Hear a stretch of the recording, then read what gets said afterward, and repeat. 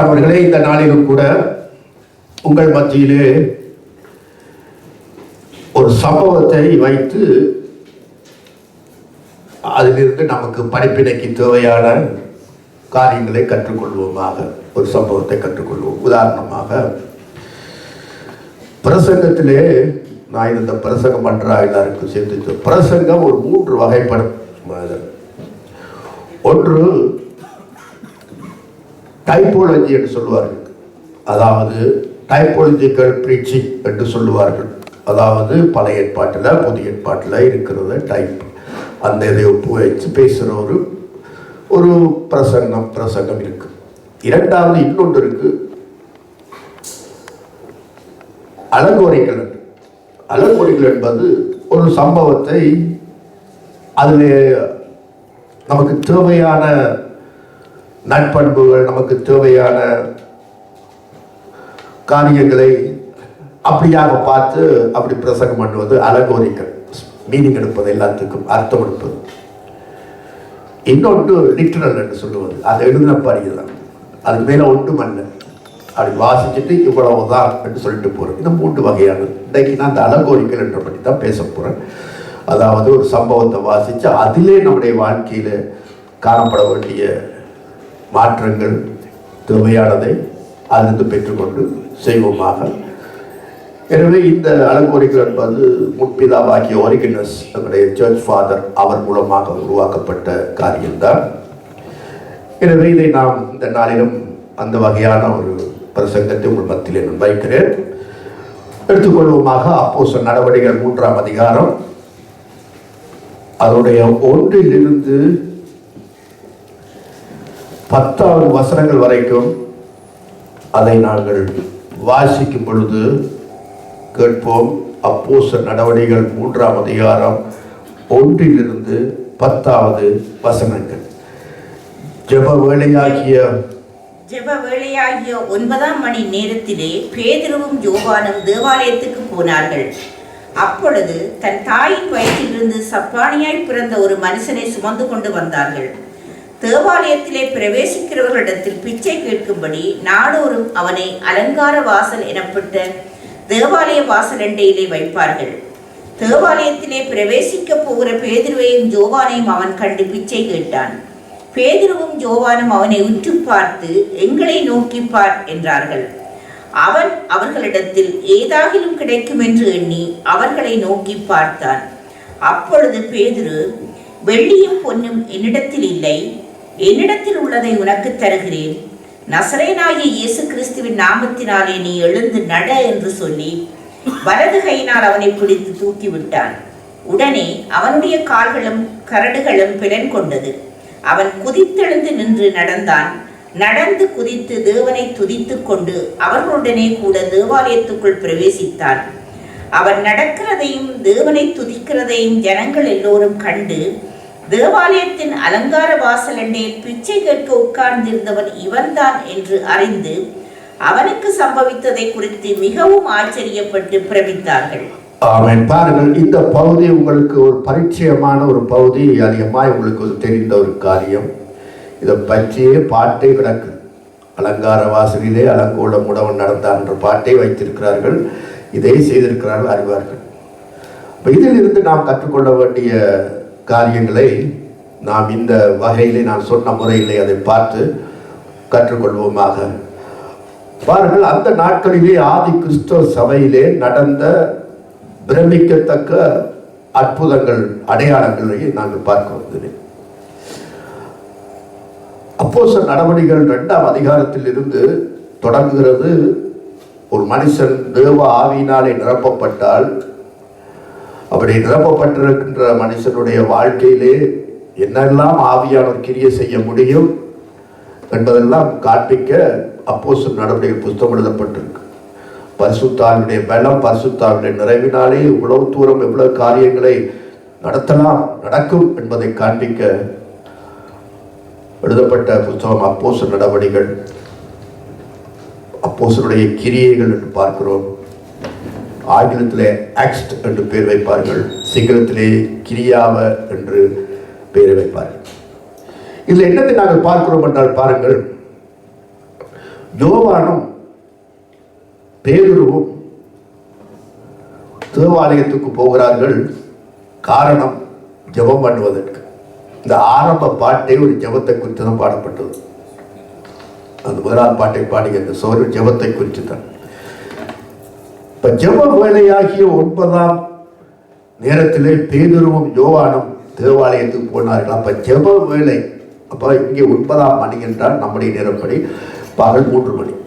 இப்ப பகல் 3 மணி 9ஆம் மணி வேளையிலே இவர்கள் இருவரும் அங்கே தேவாலயத்துக்கு போகிறார்கள் ஜெபம் பண்ணுவதற்கு. இந்த 2 பேரை யார் என்று பார்த்தா இவர்கள் 2 பேருமே ஒரே வயதானவர்கள் அல்ல. பேதுரு வயதானவர்கள், யோவான் வாலிபர். அப்ப வயதானவரும் ஒரு வாலிபரும் 2 பேர் சேர்ந்து ஒன்றாக ஒரு காரியத்துக்கு போறது இந்த நாட்களிலே அது ஒரு பெரிய அற்புதமான காரியம். ஒரு குடும்பத்தில் ஒருவேளை வந்துடலாம், ஆனால் வெவ்வேறு குடும்பத்திலே பிறந்தவர்கள் அவர்கள் வருவார்கள் என்று சொன்னால் ஒன்றாய் போவார்கள் என்பது ஒரு அதிசயமான காரியம். இந்த நாட்களில் அவர்கள் 2 பேரும் ஒன்றாய் அங்கே போகிறார்கள். அங்கே ஒரு வாசல் அண்டையிலே அலங்கார வாசல் என்று சொல்லப்பட்ட இடத்துல ஒரு முடவனை வச்சிருக்கிறார், பிச்சைக்காரனை வைத்திருக்கிறார். காலையில கொண்டு வருவார்கள், மாலையில கொண்டு போவார்கள் அவனை. ஆனால் பேர் அலங்கார வாசல். ஆனால் அதுல இருந்தவனோ ஒரு பிச்சைக்காரன், நடக்க முடியாதவன். பிச்சை கேட்கிறவனுடைய கோலம் உங்களுக்கு தெரியும். நம்முடைய ஆசிய நாடுகளில் பிச்சை எடுக்கிறவருடைய கோலம் எப்படி இருக்கும்? பரட்ட தலை, அப்படி ஒரு உடுப்புகள் எல்லாம் சுத்தம் இல்லாமல் ஒரு அலங்கோலம் தான் உண்மையான. இவனுடைய வாழ்க்கையிலே ஒரு அலங்காரம் உண்டாகுது. ஒரு அற்புதம் நடந்து இவன் ஒரு அலங்காரமான மனிதனா எழும்பி நடந்து குதித்து துதித்து அப்படி அவங்களோட சேர்ந்து அப்படி போறான். எழும்பினானாம், நடந்தானாம், குதித்தானாம், போனானாம். வாழ்க்கை பியூட்டிஃபுல்லா மாறியாச்சு. அப்ப இதுக்கு காரணமாயிருந்த யார் என்று பார்த்தால் இந்த பேதுரும் யோவான் அவர்களுடைய வாழ்க்கையில என்ன காணப்பட்ட அம்சங்களை இந்த நாளிலே நாங்கள் பார்ப்போம். முதலாவது பார்ப்போம் என்று சொன்னால் அவர்கள் ஜெப வேளையிலே அவர்கள் தேவாலயத்துக்கு போனார்கள். அந்த நாட்களில் ஒரு தேவாலயம் இருந்தது, ஜெருசலேமில் இருந்தது. அது இப்பொழுது இல்லை, அது இடிக்கப்பட்டு போயிட்டு. அப்பொழுது அவர்கள் கூடி ஜெபிப்பது, பிரசங்கம் பண்ணுவது, நம்முடைய ஆண்டவர் கூட அங்கே போயிருக்கிறார். எனவே இவர்கள் ஜெபிப்பதற்காக அங்கே தேவாலயத்துக்கு போனார்கள். ஆலயத்தோடு இவர்களுக்கு இருந்த வாழ்க்கை தொடர், ஒரு மனுஷன் தேவாலயத்தோடு இருக்கிற தொடர். வீட்டிலிருந்து ஜெபிச்சுட்டு போகலாமே, அப்படி போகலாம் என்று நாம் நினைக்கலாம். பல பேர் அப்படி சொல்லுவார்கள், சபைக்கு போகத்தான் நான் வேணும் என்று. அங்கதானே கடவுள் இருக்கிறார். வீட்டில் ஜெபித்தா கடவுள் வரமாட்டாரோ? அங்க போன வரமாட்டாரோ? இப்படி விவாதம் பண்றவர்கள் ஏராளமா இருக்கிறார். அவர்களுக்கெல்லாம் பதில் சொல்லல. வேணுமெண்டா இஷ்டப்பட்டா நீ போ. உதாரணமா கேட்கிறேன், பசுமாடு இருக்கு. பசுமாடு பிள்ளைகள் பசுமாடு என்னது? கூ. பசுமாடு. பசுமாட்டுல எங்க நாம் இழுத்தால் பால் வரும்? எங்க? அதனுடைய மடியில். பால் எப்போ வருது? பால் எப்படி வரும்? அது பசுமாட்டினுடைய ரத்தம். அப்ப பசுமாட்டினுடைய ரத்தம் தான் பாலாய் வரும்னு சொன்னா அந்த பசுமாட்டை காலை பிடிச்சு இழுக்கலாமே பாலுக்கு. இழுத்துப்பாரு. காலை பிடிக்கலாமே, வாழை பிடிச்சு இழுக்கலாமே பாலுக்கு. ரத்தம் தான் எங்கே ஓடுது? பசுமாட்டுக்கு முழுக்கெல்லாம் ரத்தம் ஓடுது. வாலிலே ஓடுது, உடம்புல ஓடுது, தலையிலே ஓடுது. அப்ப இழுக்க வேண்டியது தானே. அப்ப கடவுள் எங்கேயும் இருக்கிறாரு தானே. இப்ப விட குறிப்பிட்ட இடத்துல இழுக்கும் பொழுதுதான் பால் வருது. அத போல கடவுள் எங்கே பறந்து இருக்கிறார். ஆனா குறிப்பிட்ட இடத்துல வைக்கும் பொழுது, சபை என்று கூடி வரும் பொழுது அங்க வா, அதுதான் தேவாலயம். அங்க தேவன் இருக்கிறார், அங்கதான் அவங்களுக்கு ஆசீர்வாதம் வரவோம். எனவே சபை கூடி வரலை விட்டுவிட வேணாம். சபையோடு உள்ள தேவாலயத்தோடு இசைந்த வாழ்க்கை என்றால் உங்களுக்கும் எனக்கும் அல்லது மக்களுக்கும் உங்களுக்கு எப்படி நம்முடைய வாழ்க்கை எப்படி இசைந்த வாழ்க்கை? எது தேவனுடைய ஆலயம்? இந்த கட்டிடம் தேவனுடைய ஆலயமா? கட்டிடம் பரலோகம் போகாது. பெரிய பெரிய மாளிகையிலான கட்டிடங்கள் இருக்குது, பெரிய வர்ணமெல்லாம் இருக்கு. அது பரலோகம் போகாது கட்டிடங்கள். எது பரலோகத்துக்கு போகும் என்று சொன்னார்? இயேசு கிறிஸ்துவின் இரத்தத்தினால் கழுவப்பட்ட ஐக்கியப்பட்ட மக்கள் கூட்டம் தான் பரலோகம் போகும். அதுதான் தேவாலயம். அதைத்தான் பவுல் சொன்னார். நீங்களே தேவனுடைய ஆலயமாய் இருக்கிறீர்கள், தேவனுடைய ஆவி உங்களிலே வாசமாய் இருக்கிறது நீங்கள் அறியீர்களா, தெரியாதா? ஒருவன் தேவனுடைய ஆலயத்தை கெடுத்தால் அவனை தேவன் கெடுப்பார். எச்சரிக்கப்பட்டு எது தேவனுடைய ஆலயம்? நீங்கள் தான். யார் அது? இயேசு கிறிஸ்துவை சொந்த இரட்சகராக ஏற்றுக்கொண்டு பாவம் மன்னிக்கப்பட்டு கழுவப்பட்டு ரட்சிப்படைந்த மக்கள் கூட்டம். அது 2 3 10 15 ஆயிரம். அந்த கூட்டம் தான் இந்த தேவாலயம், சர்ச், சபை. அந்த தரிசனம் இருக்கும். அந்த நாட்களிலே ஆதி கிறிஸ்தவ சபையிலே 2 விதமான உபத்திரம் ஒன்று வந்துச்சு, வஞ்சிக்கப்பட்டது உபத்திரம் வந்தது சொல்லலாம். ஒன்று வெளிப்புறமாக வந்து அவர்களை அடித்தார்கள், பிடித்தார்கள், சிறைச்சாலையிலே போட்டார்கள், டோர்ச்சர் பண்ணினார்கள், மூளைச்சவரம் செய்தார்கள், கொன்றார்கள், நெருப்பிலே போட்டார்கள், அப்படி அழிக்க முயற்சி செய்தார்கள். அது வாய்க்கவில்லை. மாறாக சபை பெருகிக் கொண்டே போச்சு. காரணம், அன்று இருந்த கிறிஸ்தவர்களுக்கு இருந்த தரிசனம் ஒன்று இருந்துச்சு. அவர்களுக்கு இருந்த தரிசனம் கூடி ஆராதிப்பதும், இயேசுவுக்கு சாட்சியாய் வாழ்வதும், சாட்சி பலமாய் கொடுப்பதும், ஆத்தும ஆதாயம் செய்வதும் அவருடைய முழு மூச்சா இருந்த தரிசனம். இதுதான் அந்த ஆதி கிறிஸ்தவ சபையில் இருந்த வேகம். அப்போஸ்தலருடைய உபதேசத்திலும், அந்நியோன்யத்திலும், அப்பம் பிட்கிறதிலும், ஜெபம் பண்ணுவதிலும் அவர்கள் கூடி வந்தார்கள், இருந்தார் என்று வாசிக்கிறோம். அவருடைய தரிசனமே அதுதான். பலத்த சாட்சி கொடுக்கிறது மட்டுமல்ல, பலத்த சாட்சியா வாழ்ந்தார். அந்த பிசாசால் ஒன்றும் செய்ய முடியாது. உடைத்தாலும் பெருகி கொண்டு போச்சு. அதனால வஞ்சகத்தை கொண்டு வந்தான். எப்படி வஞ்சகத்தை கொண்டு வந்தான்? வருஷங்கள் ஓடினது, ஏறத்தாழ 300 வருடம் கழிந்தது. என்ன உண்டாயிற்று? ஒரு இளவரசனுக்கும் ஒரு தளபதிக்கும் போட்டி வந்துட்டு, தகப்பன் மறித்ததும் அடுத்த பதவிக்கு வர வேண்டியது ஒரு இளவரசன், அவருடைய மகன். அவன் டூ யங். ஆனால் தளபதி தகப்பனோடு இருந்து நல்ல அனுபவம் பெற்றவர். எனவே தான் அந்த பதவிக்கு வர வேண்டும் என்று எண்ணி இந்த இளவரசனை கொலை செய்வதற்கு முயற்சித்தார். அதனால் அவர் நிறைய படையை திரட்டிட்டார். அந்த இதில் அவரிடத்தில் ஏராளமான படைகள் இருந்தது. இந்த இளவரசன் பக்கத்திலேயோ, இளவரசன் என்றால் பிரின்ஸ் அரசகுமாரன், அவன் கொஞ்சம் படைகள். யுத்தத்துக்கு ஆயத்தம். தளபதி அரண்கூர் விட்டு விட்டான், யுத்தத்துக்கு வா, யார் வெற்றி பெறுகிறார்களோ அவர்தான் இந்த நாட்டுக்கு ராஜா. ரோம், இத்தாலி, ரோம் நடந்த சம்பவம். இளவரசன் அந்த ராத்திரி, அடுத்த நாள் யுத்தத்துக்கு செல்ல வேண்டும், ராத்திரி படுத்திருக்கிறான், பயத்தோடு நடுக்கத்தோடு, என்ன செய்வேன் கிடைக்கும் என்று. அந்த நேரத்தில் அவன் கண்ட காட்சி, கனவிலே வந்தது பிரகாசமான சிலுவை அடையாளம். அதை கண்டு, இந்த அடையாளத்தின் மூலம் நீ வெற்றி பெறுவாய் என்ற சத்தம் ஏதோ கேட்டது அவனுக்கு. எனவே எழுந்தான். தன்னுடைய குதிரை, தன்னுடைய கேடகம், தன்னுடைய மார்புலை எல்லாத்திலும் அந்த அடையாளத்தை படுத்தினான், சிலுவை அடையாளத்தை. யுத்தத்துக்கு சென்றான். யுத்தம் வெற்றி பெற்றது. தளபதி தோற்று போனான். கொஞ்சம் பேரோட போய் பெருங்கூட்டத்தை தோல்வியடித்தான். இந்த வெற்றிக்கு காரணம் இந்த சிலுவை தான் என்று அவன் அறிந்து தன் தாயிடம் வந்து சொன்னான், அம்மா, நான் இந்த தரிசனத்தை பார்த்து இதன் அடையாளத்தை நான் போட்டேன், அதுபடியாக நான் வெற்றி பெற்று விட்டேன். உடனே தாய் ஒரு ரகசிய கிறிஸ்தவன். அவன் சொன்னான், மகனே, இந்த சிலுவை அடையாளம் இயேசு கிறிஸ்துவுடையது.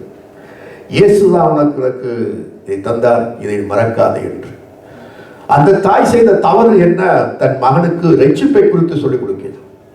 பாவ மன்னிப்புக்காக அவர்தான் அடக்கம் பண்ணப்பட்டார். இந்த அடையாளம் இயேசு கிறிஸ்துடைய அடையாளம், அவ்வளவுதான். உடனே அவன் என்ன செய்தான்? அந்த அடையாளம் உடனே அந்த கிறிஸ்தவ மதத்துக்கே மாறிட்டான். கிறிஸ்தவத்துக்கு மாறினான். கிறிஸ்தவ மதமாக மாறியது. கான்ஸ்டான்டினோபிள் அவனுடைய மெயின் துருக்கி தேசத்திலே உண்டானது. அதில் ஏற்பட்ட சில பிரச்சனைகள் நிமித்தமாகத்தான் கிழக்கத்திய ஈஸ்டர்ன் கத்தோலிக் என்று சொல்லப்பட்ட யூனிவர்சல் சர்ச், அவர்கள் பாரம்பரியமாக அவர்கள் பிரிந்து போனார்கள். ரஷ்யா எல்லாம் வெஸ்டர் பிரிக்கப்பட்டு ரோமன் கத்தோலிக்காய் மாறினது. 2ஆய் பிரிந்தது. முதல் ஒன்றுதான். அப்பொழுது அந்த மக்கள் மத்தியிலே, ரோமர் மக்கள் மத்தியிலே என்ன உண்டாயிட்டு என்று சொன்னால், அவர்களுக்கு அநேக பேருக்கு வேலை இழப்பு இல்லை போயிட்டது. யாருக்கு? இந்த சிற்பம் செய்கிறவர்களுக்கு. ரோமர்கள் சிற்பம் செய்வதில் வல்லுநர்கள். எதுக்கு எடுத்தாலும் சிலை. நீங்க ரோமுக்கு போய் பாருங்க, திருமண சிலைன்னு அப்படிதான், அங்க போன இங்க போன சிலை. எனவே இப்பொழுது கிறிஸ்தவ மதத்துக்கு தலைவன உடனே சிற்பம் செய்கிற வேலை இல்லை. ஏனென்றால் ரோம மதத்துல ஏராளமான கடவுள்கள். அன்புக்கு ஒரு கடவுள், பிள்ளை பெத்தா ஒரு கடவுள், பிள்ளை வளர்க்கறது ஒரு கடவுள், படிப்புக்கு ஒரு கடவுள், வருது கடவுள், பூமியை தாங்கி கொண்டிருக்கிற அட்லஸ் அவர் ஒரு கடவுள், யுத்தத்துக்கு ஒரு கடவுள், ஏராளமான கடவுள். அவங்களுக்கெல்லாம் சிலைகள் சிலைகள் பிழைப்பு. இப்போ ஒன்றுமே இல்லை. அதனால இவர்கள் என்ன செய்தார்கள்? கின்சன்டோம்புடைய தாய்க்கு சொன்னார்கள். உடனே ஜெருசலேமில் கொண்டு போய் காட்டி, இப்படிப்பட்டவர்களாக இருந்தார்கள், அவர்களுக்கு சிலை செய்யும்படியாக இயேசு கிறிஸ்துடைய தந்தையார் யோசப், தாயார் மரியாள் வளர்த்தவர், அப்படி இப்படி என்றெல்லாம் சிலைகளை உருவாக்க பிறந்தது ரோமன் கத்தோலிக்க சபை. சிலை வணக்கம் உள்ளுக்குள்ளே வந்தது, பிழைச்சு போச்சு. 1500 வருடங்கள் கழித்து, கிபி 1500 வருடம் கழித்து எழுப்பினார் ஒருவர். யார் அவர்? Martin Luther. விசுவாசத்தினால் நீதிமான் பிழைப்பான் என்ற சுடரோடு எழுப்பினார். அந்த வசனத்தோடு நீங்கள் செய்கிற அவ்வளோ ஆராதனை. யோசேப்பு, மரியாள், புனிதர்கள் எல்லாம் கனத்துக்குரியவர்கள், மரியாதைக்குரியவர்கள், ஆனால் வணக்கத்துக்குரியவர்கள் அல்ல. அது தவறு என்று சொல்லி 99 குற்றச்சாட்டுகளை கொண்டு வந்தார்கள். அதுக்கு பெயர் அவர்கள் அதுக்கு அந்த சட்டத்துக்கு விரோதமாக எழுப்பினபடினால் புரட்சி செய்தவர்கள் என்று சொல்லி புரட்டஸ்டான் உண்டாக்கியது. எனவே அது உண்டாகப்பட்டு அதிலிருந்து புரட்சி செய்து புரட்டஸ்டான் செய்து இன்றைக்கு இப்படி வந்து நாங்கள் வந்து நிற்கிறீங்க புரட்சி கடைசி முடிவு. இதுல இருந்து இன்னும் புரட்சி செய்து 3 துண்டா போய் கொண்டிருக்கோம். அன்றைக்கு தொடர்ந்த புரட்டஸ்டான்.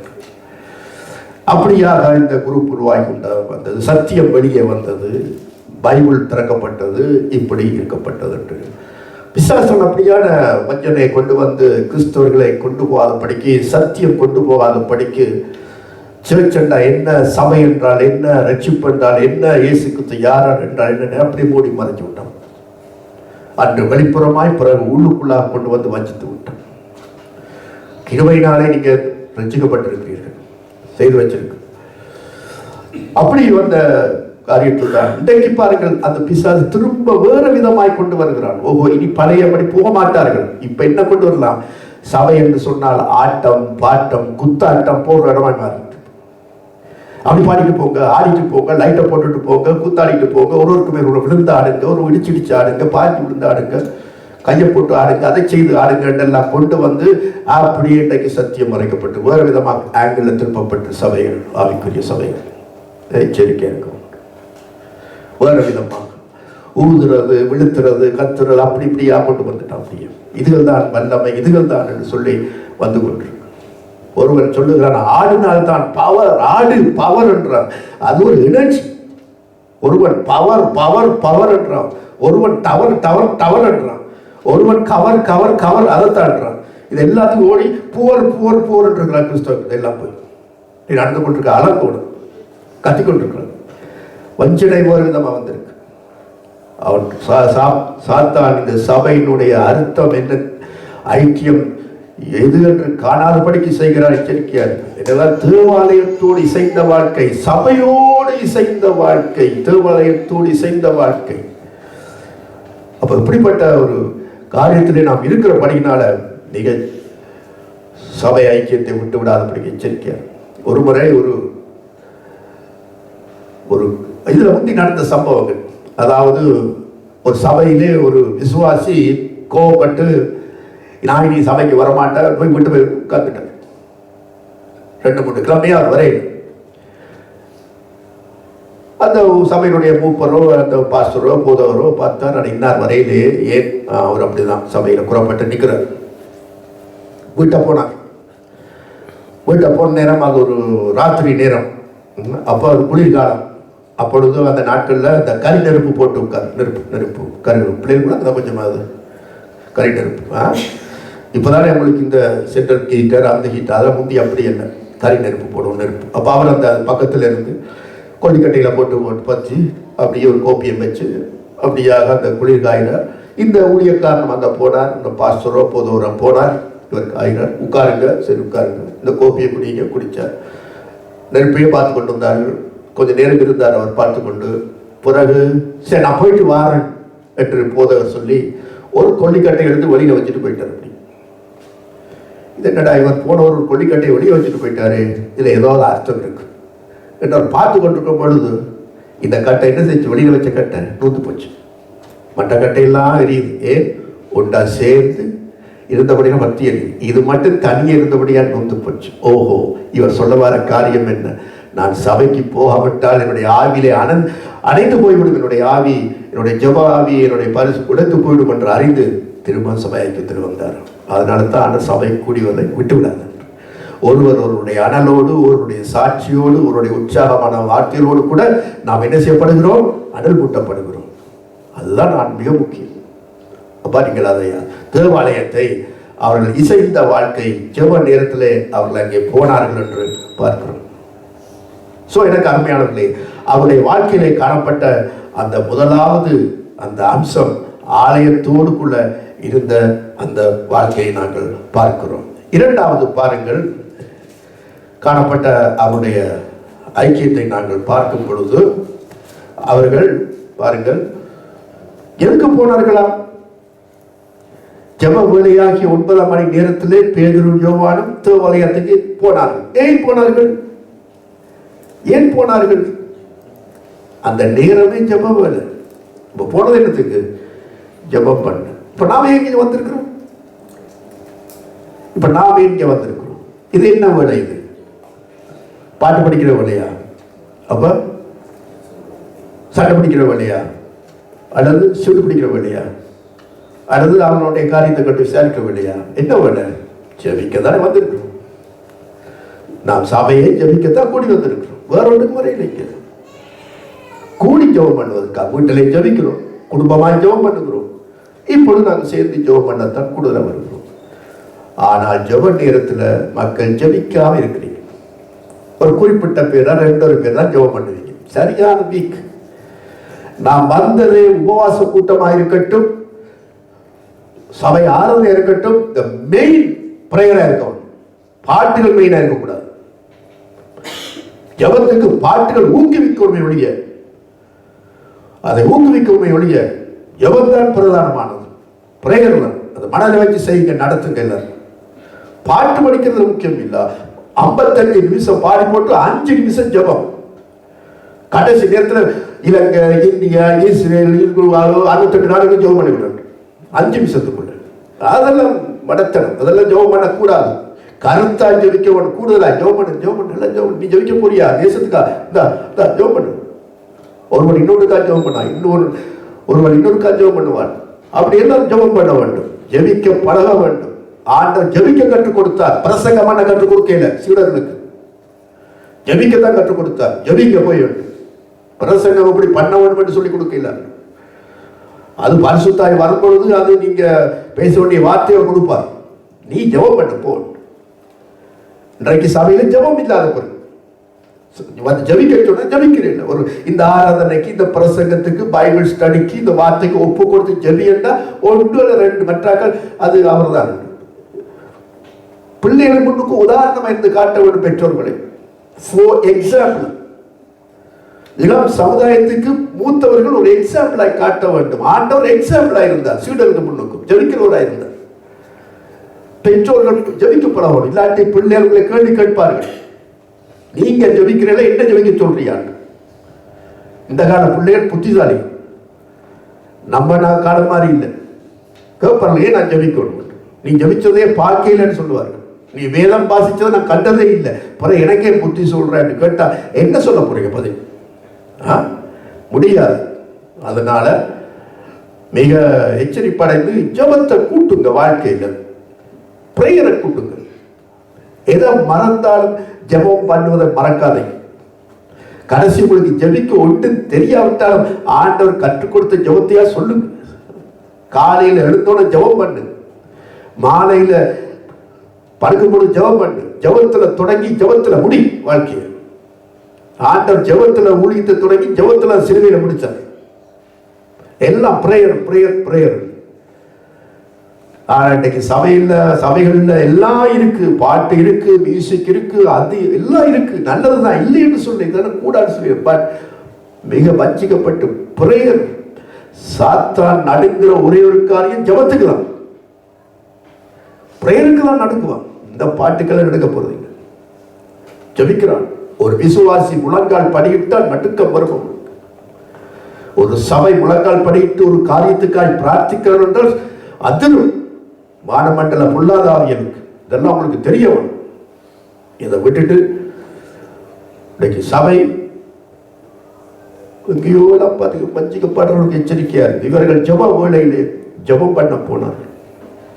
இப்ப ஜபம் என்ன செய்யும் என்றால், சாதாரணமாக ஜபம், நீங்க ஜபிக்கிற மனுஷனை பாருங்க, அவங்க மாற்றம் வரும். ஜபிக்கிறாங்கள பார்க்க தெரியும் ஜபம் மாற்றம் இருக்கு. மோசையை பாருங்க, அவர் ஒரு டென்ஷனான பேர் வழி. தன்னுடைய ஆள் கடுமையாக நடத்துறதை பார்த்து, ஒரு இஸ்ரவேலன் கடுமையாக நடத்துறதை பார்த்து ஒரு எரிச்சலை கொண்டு போட்டுட்டார். கதைக்கிறேன் இன்றைய ஆளை பார்த்து ஒரே ஓட்டமாக ஓடிட்டார். அதுக்கு பிறகு ஆண்டவர் அவர் எப்படியா கொண்டு வந்து ஊழியத்தை கலைச்சு மலை உச்சியிலே ஒரு கற்பனையை கொடுக்கிறார், 10 கட்டளை. அந்த முதலாவது கற்பனைகளை யார் கொடுத்தது தெரியுமா? ஆண்டவரை பட்டி எடுத்து, ஆண்டவரை எழுதி, ஆண்டவரை மோசடி கையில் கொடுத்து கொண்டு போய் இஸ்ரவேல் மக்களுக்கு கொண்டு